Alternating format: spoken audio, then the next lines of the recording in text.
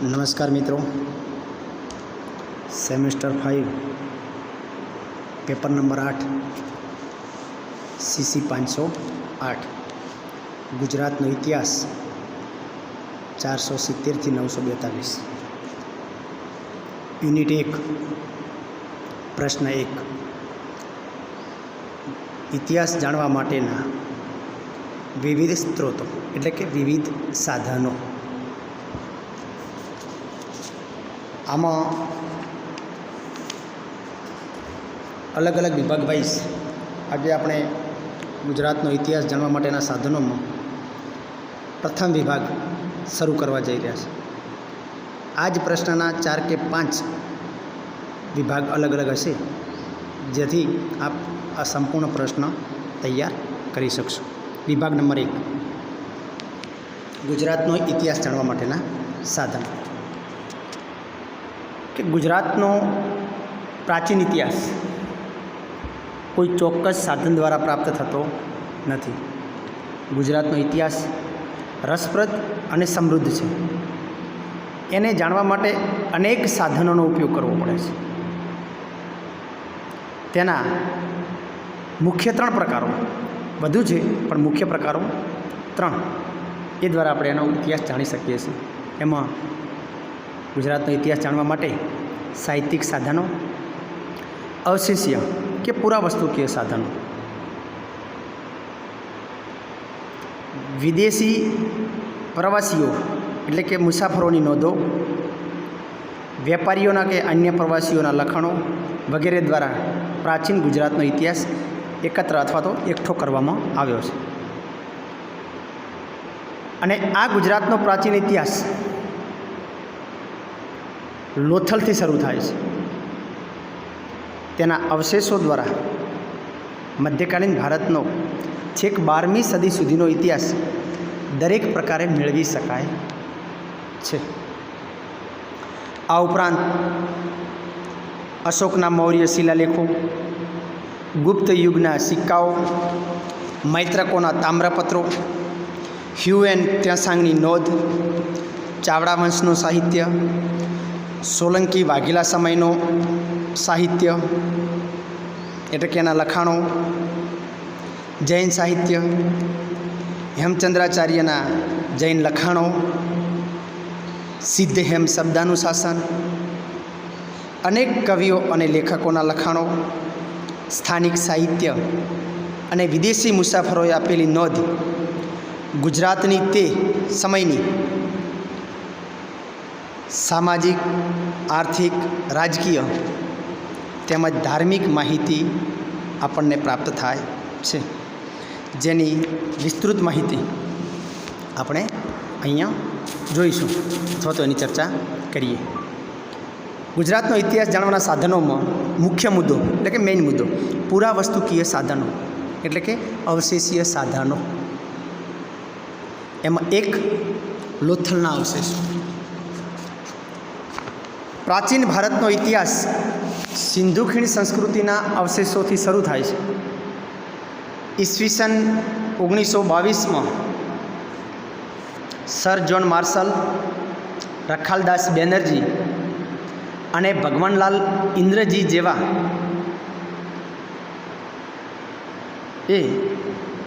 આ અવશેષો શોધેલા અને તેનો રિપોર્ટ પણ કરેલો। અને અવશેષો દ્વારા અથવા તો એમના સંશોધન દ્વારા અમદાવાદથી 80 કિલોમીટર દૂર આવેલ સરગવાલા ગામની સીમમાંથી લોથલ સંસ્કૃતિના અવશેષો આપણને પ્રાપ્ત થયા છે। આ અવશેષો દ્વારા ગુજરાત લગભગ 2500થી 3000 વર્ષ જૂનો પ્રદેશ સાબિત થયો છે। તેમાંથી પ્રાપ્ત થતા અવશેષોએ તે સમયની સામાજિક, આર્થિક, ધાર્મિક માહિતી પણ આપી છે। ગુજરાતના રંગપુર, રોજડી, દેસળપર, ધોળાવીરા, દેવની મોરી, પેઢામલી વગેરે પ્રદેશોમાંથી આ પ્રકારના અવશેષો પ્રાપ્ત થયેલા છે। ગુજરાત જૂનો પ્રદેશ છે, અને જગતની જુદી જુદી સંસ્કૃતિઓ દ્વારા જળમાર્ગથી વેપાર સાથે જોડાયેલો હતો તે પણ જાણી શકાય છે. ગુજરાતમાં તે સમયની ઉપજ તેમજ મણકા કે હીરા બનાવવાના કારખાના પણ અસ્તિત્વ ધરાવતા હતા. આ સિવાય તે સમયનું બાંધકામ, નદીથી જળમાર્ગ, તેમાં વપરાતી ભાષા કે લિપિ, ચિત્રો વગેરેનો ખ્યાલ આપણને આ અવશેષોમાંથી મળે છે. પરિણામે લોથલના અવશેષો પ્રાચીન ગુજરાતમાં ઇતિહાસ રજૂ કરે છે. નંબર 2, પાષાણયુગ અને તામ્રયુગ. પ્રાચીન ભારતનો ઇતિહાસ સંશોધનો દ્વારા જાણવા મળે છે, તે ચોક્કસ છે. તેમાં ગુજરાત પણ પાછળ રહ્યું નથી. પાષાણયુગના અવશેષો અને તામ્રયુગના અવશેષો ગુજરાતમાંથી પ્રાપ્ત થયા છે. ગુજરાતના પંચમહાલ જિલ્લાના જાલોદ, લીખીણા અને દાહોદ વિસ્તારો, આ યાદ રાખજો, પંચમહાલ જિલ્લાના જાલોદ, લીખીણા અને દાહોદના વિસ્તારો તથા મહેસાણા જિલ્લાના કેઢાવણી, અસ અને હરુણા ગામ ઉપરથી આ યુગના અવશેષો પ્રાપ્ત થયા છે, જે લગભગ 1 લાખથી 10 લાખ વર્ષ સુધીનું અતિ પ્રાચીન ઇતિહાસ જણાવે છે. અહીંયા માનવ જીવન અસ્તિત્વમાં હતું તેવા પાષાણના અવશેષો પણ પ્રાપ્ત થયા છે. પરિણામે ગુજરાત આટલો જૂનો પ્રદેશ હતો તેવું જાણી શકાય છે. નેક્સ્ટ નંબર 3, અશોકના શિલાલેખ. પ્રાચીન ગુજરાતે અશોકના સામ્રાજ્યમાં પણ પોતાનું સ્થાન પ્રાપ્ત કર્યું છે. તે બાબત ચોક્કસ અને નિર્વિઘ્ન છે.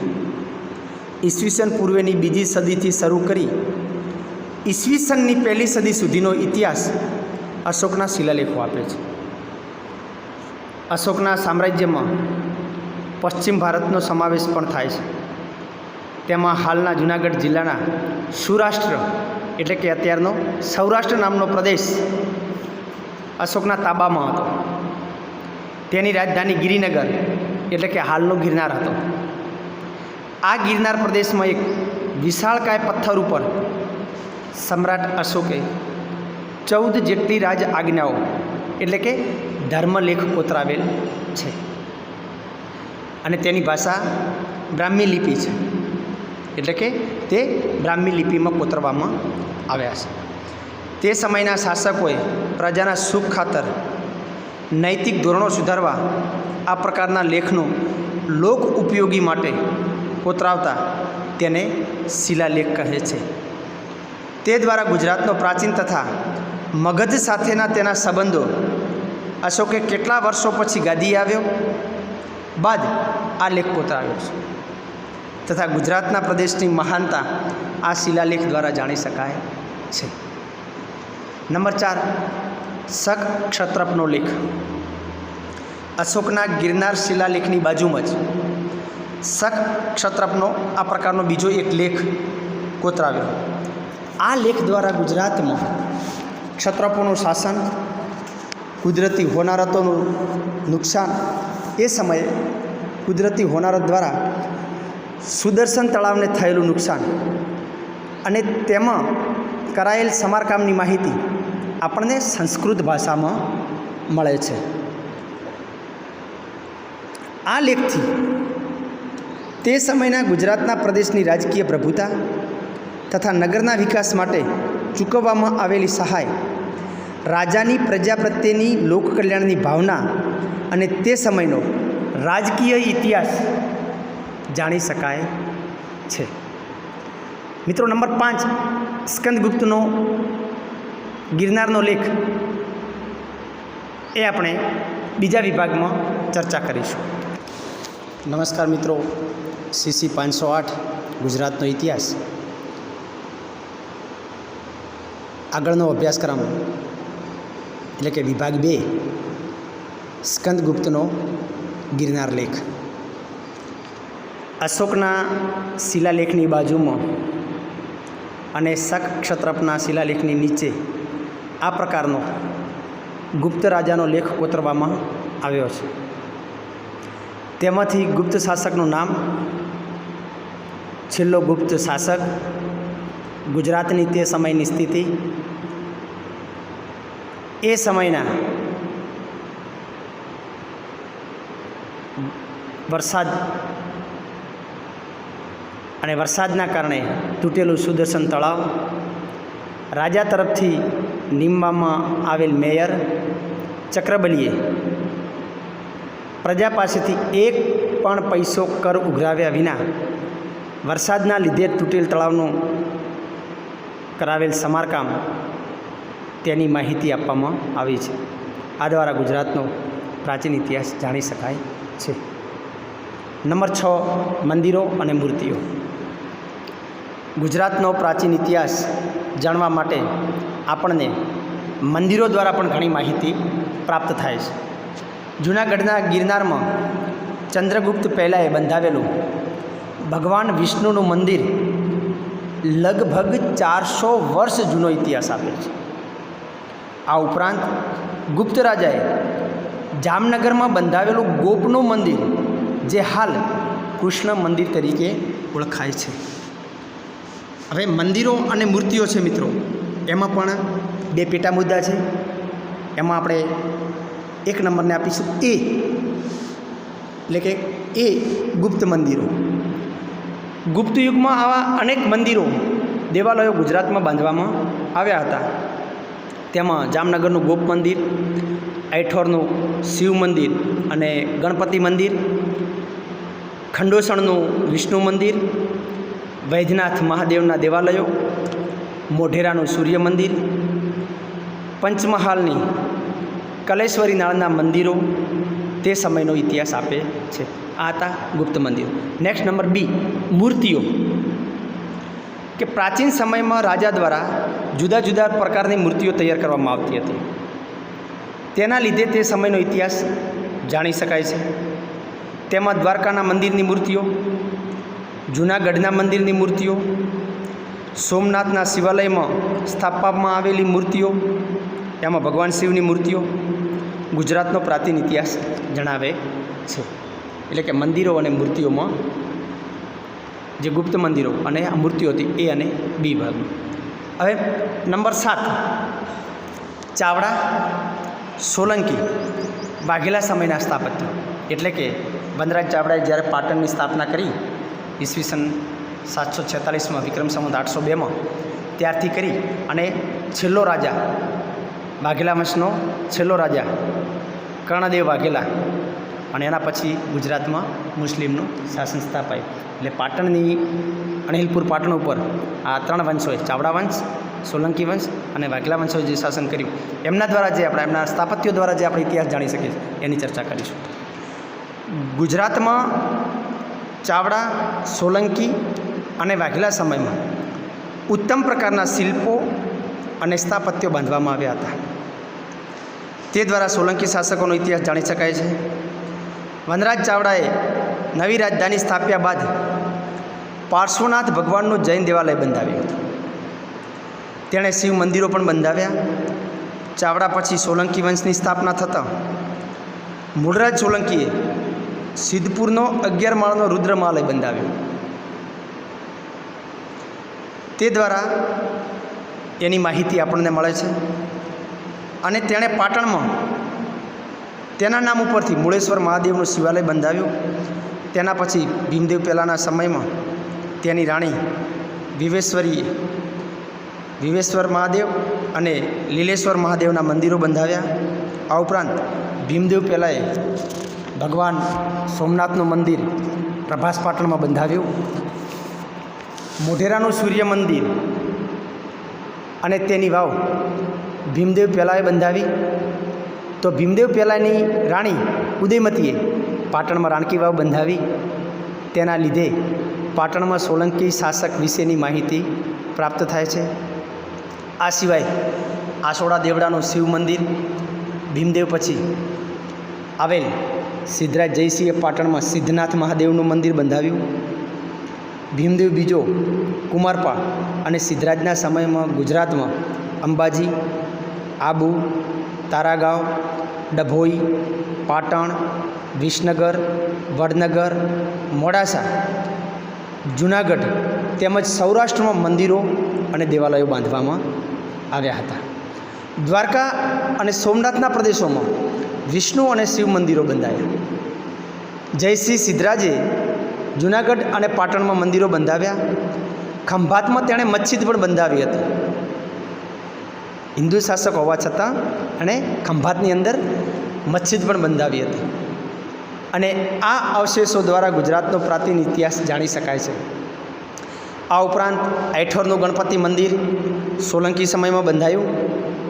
તેની મૂર્તિઓ તથા પાટણમાં આવેલ ગણપતિ મંદિર અને તેની મૂર્તિના નીચે પ્રાપ્ત થતો લેખ જે પાટણની સ્થાપનાની સાલવારીનો ઉલ્લેખ કરે છે. આ ઉપરાંત બનાસકાંઠાના મંદિરો, વિસનગરના શિવ મંદિરો સોલંકી યુગનો ઇતિહાસ આપે છે. નંબર 8, જળાશયો અને તળાવો. પ્રાચીન ગુજરાતનો ઇતિહાસ જળાશયો અને તળાવો દ્વારા પણ જાણી શકાય છે. પાટણનું સહસ્ત્રલિંગ સરોવર, વિરમગામનું મુનસર તળાવ, ધોળકાનું મલાવ તળાવ, ડભોઈનું તળાવ, જૂનાગઢનું સુદર્શન તળાવ વગેરે તે સમયના રાજાઓએ બનાવેલા અને તે માહિતી દ્વારા આપણને અવશેષો પ્રાપ્ત થાય છે. કૂવાઓ અને વાવો.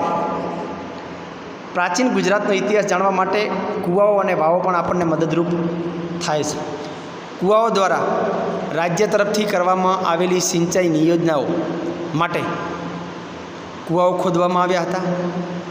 વડનગરનો ઝરમરીયો કૂવો, કડીનો કૂવો, પાટણનો દામોદર કૂવો, આવા અનેક કૂવાઓ રાજ્ય તરફથી બાંધવામાં આવ્યા હતા. તે દ્વારા તે સમયનો આર્થિક ઇતિહાસ રજૂ કરે છે. એક કહેવત છે, અડી કડી વાવને નવગણ કૂવો, ન જોયો તે જીવતો મૂવો. એટલે આ ઇતિહાસમાં જે સમય બંધાઈ ગયું એના ઉપરથી આ વાર્તાઓ અને ઉલ્લેખો આજે પણ આપણે આ ટૂચકાઓ જાણીએ છીએ. એમાં એમાં આપણે વાત કરીએ કૂવાઓ અને વાવો, તો કે સમગ્ર ગુજરાતમાં પ્રાચીન સમયમાં પાણીના વપરાશ માટે વાવોનું બાંધકામ કરવામાં આવ્યું હતું. આ વાવો રાજ્ય તરફથી રાજાઓ, તેમની રાણીઓ તથા નગરના શ્રેષ્ઠ નગરજનો, શ્રેષ્ઠીઓ, વેપારીઓ વગેરે તેમજ નાના ગામડાઓથી શરૂ કરી મોટા નગરો સુધી વાવોનું બાંધકામ કરાવેલું છે. પ્રાચીન ટેકરીઓની બાજુમાં હાલમાં અંબાજીના પ્રદેશમાં સતલાસણા, વડનગર, મહેસાણા, છેક જૂનાગઢ, ભાવનગરની વાવ, લુણાવાડાના કલેશ્વર મંદિરની વાવ, ડભોઈની વાવ, અમદાવાદ અડાલજની હીરામોતીની વાવ, આ ઉપરાંત અમદાવાદની બીજી ઘણી બધી વાવો છે, જેમ કે લાખા વણજારાની વાવ, જેણે પણ કચ્છના પ્રદેશોમાં અનેક વાવો બંધાવી. આ ઉપરાંત પાટણની રાણીની વાવ, જે તે સમયના શાસકોએ, એટલે કે જે બાંધકામનો ઇતિહાસ છે, શાસકનું નામ, બાંધનારનો ઉલ્લેખ અને તેમના ગામનો ઉલ્લેખ પણ કરવામાં આવ્યો છે. નેક્સ્ટ નંબર 10, સૂર્ય મંદિરો. પ્રાચીન સમયમાં શાસકો તરફથી સૂર્ય મંદિર પણ બાંધવામાં આવતા હતા. આ સૂર્ય મંદિરો દ્વારા ગુજરાતનો પ્રાચીન ઇતિહાસ જાણી શકાય છે. જેમ કે મોઢેરાનું સૂર્ય મંદિર સોલંકી સમયનો ઇતિહાસ જણાવે છે. ખેરાલુનું સૂર્ય મંદિર, વડનગરનું સૂર્ય મંદિર, સોમનાથમાં આવેલા નાના મોટા 14 સૂર્ય મંદિરો, જૂનાગઢનું સૂર્ય મંદિર, કલેશ્વરી નાળમાં આવેલું સૂર્ય મંદિર સોલંકી સમયનો ઇતિહાસ આપે છે. તો આ તો મિત્રો વિભાગ 2. હવે નેક્સ્ટ વિભાગ 3માં આપણે 11 નંબરથી કીર્તિ તોરણો અને કિલ્લાઓથી આગળની ચર્ચા કરશું. નમસ્કાર મિત્રો, BSM 5 ઇતિહાસ પેપર 8 એટલે કે CC 508માં આપણે ભાગ 3 તરફ જઈ રહ્યા છીએ. નંબર 11 કીર્તિ તોરણો અને કિલ્લાઓ. કે પ્રાચીન ગુજરાતનો ઇતિહાસ જેના દ્વારા રસપ્રદ અને સુપ્રદ રીતે જાણી શકાય છે તે સોલંકી વાઘેલા સમયના બાંધકામો છે. આ બાંધકામોમાં કીર્તિ તોરણો અને કિલ્લાઓ છે જે આજે પણ તેમની સાક્ષી પૂરતા અડીખમ ઊભા છે. પાટણમાં સહસ્ત્રલિંગ તળાવના સમારકામ કરાવ્યા પછી જયસિંહ સિદ્ધરાજે કીર્તિ તોરણ બંધાવ્યું હતું. તેવો ઉલ્લેખ સાહિત્યમાં કરવામાં આવ્યો છે. પાટણમાં 2 પ્રકારના દુર્ગો એટલે કે કિલ્લાઓ બાંધવામાં આવેલા છે. એક સોલંકી વાઘેલા કાલીન નગરને ફરતો કિલ્લો અને 2 મુસ્લિમ સમયમાં બાંધવામાં આવેલો બુરજ એટલે કે કિલ્લો.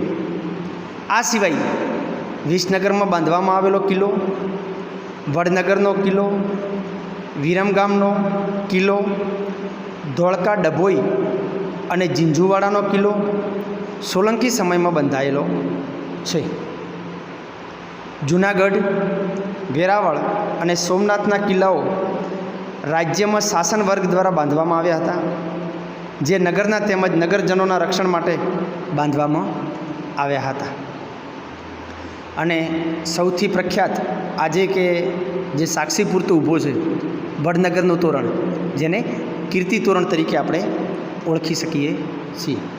Next number 12 તામ્રપત્રો. પ્રાચીન ગુજરાતનો ઇતિહાસ આપતા અત્યંત મહત્ત્વના દસ્તાવેજી પુરાવા તરીકે તામ્રપત્રો અત્યંત મહત્ત્વનું સ્થાન ધરાવે છે. આ તામ્રપત્રોમાં દાન આપ્યાની વિગત અથવા જમીન કે અન્ય પ્રકારની માહિતી આપવામાં આવી છે. ખાસ કરીને ગુજરાતમાં વલ્લભીના મૈત્રક રાજાઓ તરફથી આવા તામ્રપત્રો લખાયેલા છે. મૈત્રકોનો ઇતિહાસ આપણે તામ્રપત્રો દ્વારા જાણી શકીએ છીએ. આ તામ્રપત્રોમાં દાન આપનાર, દાન લેનાર, મંદિર, જમીન, રકમ, અગ્રહિત ગામોની માહિતી પણ આપવામાં આવેલી છે. તે દ્વારા તેમનો ઇતિહાસ જાણવા મળે છે. લગભગ 100 જેટલા તામ્રપત્રોમાં માહિતી એકત્ર કરવામાં આવેલી છે. તેમાંથી વલ્લભી રાજ્ય અને મૈત્રક શાસકે તેનો દરિયા કિનારો, વડનગરના બૌદ્ધ મંદિરો વગેરેનો સંપૂર્ણ અહેવાલ આ તામ્રપત્રોમાંથી મળે છે. છેલ્લું તામ્રપત્ર વડનગરમાંથી દાન આપ્યાનું મળેલું છે. મૈત્રક શાસકમાં હુઈ દાત્રા કે હુઈ દીત્રા ને દાન આપ્યાની માહિતી આપે છે. બીજું એક દાનપત્ર આપણને નવસારીમાંથી પણ પ્રાપ્ત થયું છે. એના પછી નેક્સ્ટ 13 નંબર સિક્કાઓ. કે પ્રાચીન સમયમાં ઇતિહાસ જાણવા માટે સિક્કાઓ પણ ખૂબ જ મદદગાર થાય છે.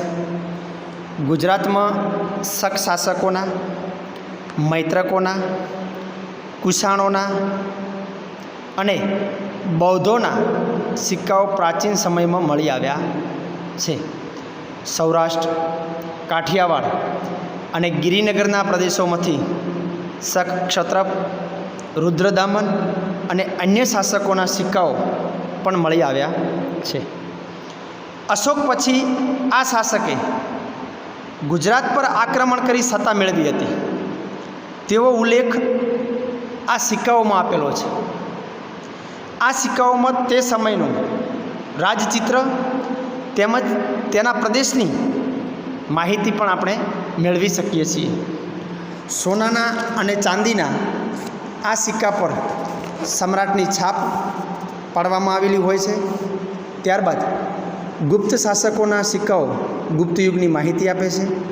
ગુજરાતમાં તેમનું શાસન ગિરનારમાં હતું, એટલે સોનાના, ચાંદીના, તાંબાના સિક્કાઓનું એમનું વજન, કદ, આકાર, એમનો ઘાટ તથા તે સમયના ચિહ્નો, રાજવીઓના નામ, તે દરેકની માહિતી આ સિક્કાઓમાં થી આપણને મળે છે. આ સિક્કાઓમાં ગુજરાતમાં તેમનું સામ્રાજ્ય વિકસ્યું હતું. ગુજરાતમાં તેમનો અહેવાલ, તે સમયનો એમનો પહેરવેશ વગેરે આપણને મુદ્રાઓ એટલે કે સિક્કાઓ દ્વારા જાણવા મળે છે. ત્યારબાદ આરબોના સિક્કાઓ, મુસ્લિમ શાસકોના સિક્કાઓ, ગુજરાતના સ્થાનિક રાજાઓને એટલે કે સોલંકી શાસકોના સોનાના સિક્કાઓ ગુજરાતના સોલંકી શાસનની માહિતી આપે છે. આ ઉપરાંત નાના દેશી રજવાડાઓના સિક્કાઓ, તાંબાના, ચાંદીના, કચ્છની કોરી, ગાયકવાડના સિક્કા, આ તમામ સિક્કાઓ તે સમયનું સામાજિક, આર્થિક અને ધાર્મિક માહિતી આપણને આપે છે. કેટલાક જુદા જુદા ધાર્મિક કે રાજકીય ચિહ્નો, એમના વિજયની યાદમાં બનાવેલા સિક્કાઓની માહિતી પણ આપવામાં આવેલી છે. એટલે ગુજરાતનો પ્રાચીન ઇતિહાસ જાણવા માટે સિક્કાઓ પણ આપણને અત્યંત મદદરૂપ થાય છે. નેક્સ્ટ નંબર 14, ચિત્રકલા. તો પ્રાચીન ગુજરાતનો ઇતિહાસ જાણવા જે તે સમયના મંદિરો, દેવાલયો અને સ્થાપત્યોમાં કંડારાયેલ ચિત્રકલા પણ આપણને મદદરૂપ થાય છે. ગુજરાતમાં રાજપૂત અને મોગલ શાસકો દ્વારા ચિત્રશૈલીનો વિકાસ કરવામાં આવ્યો હતો. કયા દ્વારા? રાજપૂતો અને મોગલ શાસકો દ્વારા. પ્રાચીન સમયના ગુજરાતનો રાજસ્થાનમાં આબુ અને તેની આજુબાજુના પ્રદેશો જીતી લીધા હતા. પરિણામે અહીંના શાસકોએ પોતાની પદ્ધતિ દ્વારા ચિત્રશૈલી વિકસાવી હતી. ગુજરાતમાં શિવાલયો, દેવાલયો, મંદિરો, મહેલો વગેરે સ્થળોએ જુદા જુદા ધાર્મિક ચિત્રો કંડારવામાં આવ્યા છે. પ્રાપ્ત થયેલ ગુજરાતના પ્રાગ ઐતિહાસિક યુગના અવશેષોમાં રેખાચિત્રો પણ મળી આવ્યા છે. આ ઉપરાંત લોથલના પ્રાપ્ત થયેલા અવશેષોમાં આપણને ચિત્રકલા નજરે પડે છે. ત્યારબાદ ગુપ્ત યુગમાં બંધાયેલા ગુજરાતના મંદિરો ચિત્રકલા દ્વારા ભગવાન વિષ્ણુ, ગણેશ, કાર્તિકેય તેમજ જુદા જુદા ભગવાનના અને દેવી દેવતાના ચિત્રો પણ કંડારવામાં આવ્યા છે. સોલંકી યુગમાં મંદિરોની દિવાલો પર, મંદિરના છતના ભાગ પર દેવી દેવતાઓના ચિત્રો તેમજ રામાયણ અને મહાભારતના ચિત્રો કંડારવામાં આવ્યા છે, જે સોલંકીકાલીન સ્થાપત્યોનો ઇતિહાસ આપે છે. મોગલ સમયના શાસન દરમિયાન બાદશાહો તરફથી ચિત્રશૈલીને વિકસાવવામાં આવી. રાજસ્થાનના શાસકોએ પોતાની વિકાસગાથાના ચિત્રો કે યુદ્ધોને ચિત્રોની ભાષામાં દર્શાવ્યા, જેની અસર ગુજરાતમાં પડી. આ સિવાય નગરના શ્રેષ્ઠીઓ તેમજ મોટા વેપારીઓના મકાનોની દિવાલો ઉપર પણ સુંદર એવું ચિત્રકામ કરવામાં આવતું. જે તે સમયનો ઇતિહાસ, યુદ્ધો, લડાયક સ્થિતિ, એમનો પહેરવેશ વગેરેનો અહેવાલ ચિત્રો દ્વારા પણ જાણી શકાય છે. નેક્સ્ટ નંબર 15, ગુજરાત બહારના અભિલેખો. ગુજરાતનો પ્રાચીન ઇતિહાસ જાણવા માટે ગુજરાતમાંથી તો આપણને લેખો પ્રાપ્ત થયા છે, પણ ગુજરાત બહારના અભિલેખોમાંથી પણ આપણને ગુજરાતની માહિતી મળી છે. તો એની ચર્ચા કરીએ કે ગુજરાતનો ઇતિહાસ જાણવા માટે ગુજરાત બહારના લેખો અથવા તો ગુજરાત બહાર લખાયેલા લેખો આપણને ઘણા મદદરૂપ થાય છે. મહારાષ્ટ્રના જુન્નાર પ્રાંતના ગુજરાતના રાજાઓનો લેખ, ઉત્તર પ્રદેશમાં કોસમનો પ્રદેશ અને મધ્યપ્રદેશમાં આવેલ મંદસૌર અને રાયગઢ જિલ્લો અને તેની સીમના લેખો, મધ્યપ્રદેશના ઉજ્જૈન અને ધારના લેખો, આ ઉપરાંત રાજસ્થાનના આબુની આસપાસ લખાયેલા લેખો તે સમયના સોલંકી સમયનો ઇતિહાસ આપે છે. સોલંકીઓ મંદસૌર અને સાંભર સુધીના પ્રદેશોમાં પોતાની સત્તા વિકસાવી હતી તેવા લેખો આ અભિલેખમાંથી પ્રાપ્ત થયા છે. ગુજરાતના દાહોદ જિલ્લામાં આવેલો લેખ સોલંકી રાજા સિદ્ધરાજ જયસિંહની માહિતી આપે છે. અજમેર અને સિંધના લેખો પણ ગુજરાતના શાસકોની માહિતી આપણને આપે છે. નેક્સ્ટ નંબર 16, મસ્જિદો અને દરગાહ. પ્રાચીન ગુજરાતનો ઇતિહાસ જાણવા માટે મસ્જિદો અને દરગાહ મદદગાર થાય છે. મોગલ શાસકો દ્વારા મસ્જિદો બાંધવામાં આવી હતી. તેમ છતાં ગુજરાતના સોલંકી રાજા જયસિંહ સિદ્ધરાજે ખંભાતમાં મુસ્લિમોની તોડી પડાયેલી મસ્જિદ તે સમયે 1 લાખ રૂપિયા આપી અને બંધાવી હતી. આ ઉપરાંત સિદ્ધરાજે અનેક જગ્યાએ મસ્જિદો બાંધવામાં દાન કર્યા હતા.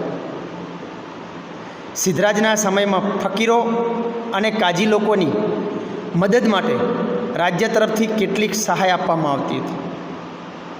આ ઉપરાંત કચ્છમાં બંધાયેલ જુમા મસ્જિદ, પાટણમાં આવેલી હાજી પીર બાવાની દરગાહ અને તેની પાસે આવેલી મસ્જિદ, આ ઉપરાંત મુસ્લિમ સંતો, ઓલિયા અને ફકીરોની દરગાહની રાજ્ય તરફથી સાચવણી પણ કરવામાં આવતી હતી. આ દ્વારા પણ જે તે સમયનો ઇતિહાસ આપણને મળે છે. તો મિત્રો, ગુજરાતનો ઇતિહાસ જાણવાના સાધનોમાં આપણે જે આ 17 જેટલા સાધનો અને એના પેટા મુદ્દાઓની ચર્ચા કરી એ હતો ગુજરાતનો ઇતિહાસ જાણવા માટેના પુરાવસ્તુકીય એટલે કે અવશેષીય સાધનો. હવે પછી મુખ્ય મુદ્દો આવ્યો સાહિત્યિક સાધનો. તો સાહિત્યિક સાધનોની ચર્ચા આપણે આવતા સમયે એટલે કે ફરી મળશું ત્યારે કરીશું.